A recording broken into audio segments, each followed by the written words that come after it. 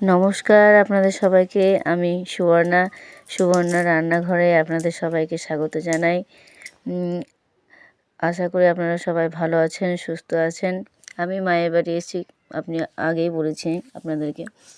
তো আজকে মা ডিমের কারি বানাচ্ছেন। তো এখানে ডিম ছাড়িয়ে নিয়ে নুন হলুদে মাখানো হচ্ছে। এরপর তেলে গরম তেলে ভেজে নেওয়া হবে। তো মা তেলের মধ্যে ডিম দিয়ে দিয়েছেন, এই যে দেখতেই পাচ্ছেন আপনারা। তো এই যে মায়ের ডিম ভাজা হয়ে এসছে প্রায়,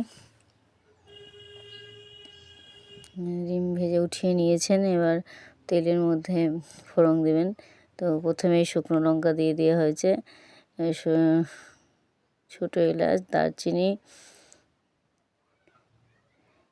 জিরে, গোটা জিরে দিয়ে দিয়েছেন। তো এই যে এখানে কুচিয়ে রাখা পেঁয়াজ দিয়ে দেওয়া হলো, চেরানো লঙ্কাও আছে, কাঁচা লঙ্কা তো দিয়ে দিয়েছে। এর মধ্যে লবণ, হলুদ, স্বাদ মতো লবণ দেবেন, হলুদ দিয়ে ভালোভাবে একটু ভেজে নেওয়া হবে। এই যে ভেজে নিয়েছেন মা। তো ভেজে নেওয়ার পর টমেটোটা দিয়ে দিয়েছে, কাঁচা টমেটো।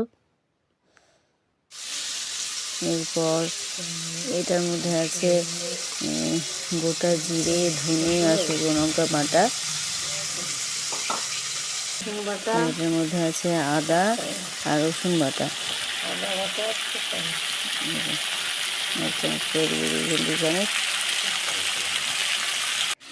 ভালোভাবে এটা মিক্স করে নেবেন।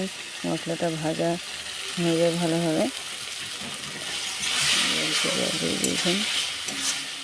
মশলাটা ভালোভাবে ভাজা হয়ে গেলে অল্প একটু জল দিয়ে যে ডিমটা দিয়ে দিয়েছে। চারটে ডিম ছিল, কিন্তু একটা আমার ছোটো ছেলের জন্য উঠিয়ে রাখা হয়েছে। ও ঝাল খায় না, খেতে পারে না, এই যে আমার ছেলেটা। তো তার জন্য একটা ভেজে উঠিয়ে রাখা হয়েছে। যে আমাদের এখানে ধান মারা চলছে, আমি বললাম সেদিন যে আমাদের ধান জমি ওঠানো হয়েছে, তো এখানে মারা হয়ে বস্তায় সব ভরা হচ্ছে, বিক্রি করা হবে। তো এই যে আমি চলে এসেছি আবার রান্নাঘরে। তো এই যে দেখুন কালারটা কত সুন্দর এসছে, কত সুন্দর লাগছে। আর মায়ের হাতে রান্না তো স্বাদই আলাদা। এই ধনেপাতা দিয়ে দিয়েছেন। মায়ের হাতে রান্না অনেকদিন খাইনি। তো মা এখন রান্না করছে না, আমি কিছুই করছি না এখানে, বাড়ি গিয়ে আমি করব। তো কেমন লাগছে আমার মায়ের হাতে রান্না অবশ্যই আপনারা বলবেন। তো এই যে রান্নাটা হয়ে গেছে। তো আপনারা সবাই কমেন্ট করবেন, বলবেন যে কেমন লাগছে আমার ব্লগটা। আর মায়ের হাতে রান্না আপনাদের কেমন লাগে অবশ্যই জানাবেন। আমার তো মায়ের হাতে রান্না খুব ভালো লাগে। এই যে আমার মা রান্না হয়ে গেছে, নাতি নাতনিকে খেতে দিচ্ছে, কিন্তু নাতি নিজে সব উঠিয়ে নিচ্ছে, নাতনিকে খেতে দিচ্ছে, নাতনি খাচ্ছে। তো এখানেই আমি ব্লগটা শেষ করব। সবাই ভালো থাকবেন, সুস্থ থাকবেন। তো কেমন লাগছে অবশ্যই বলবেন।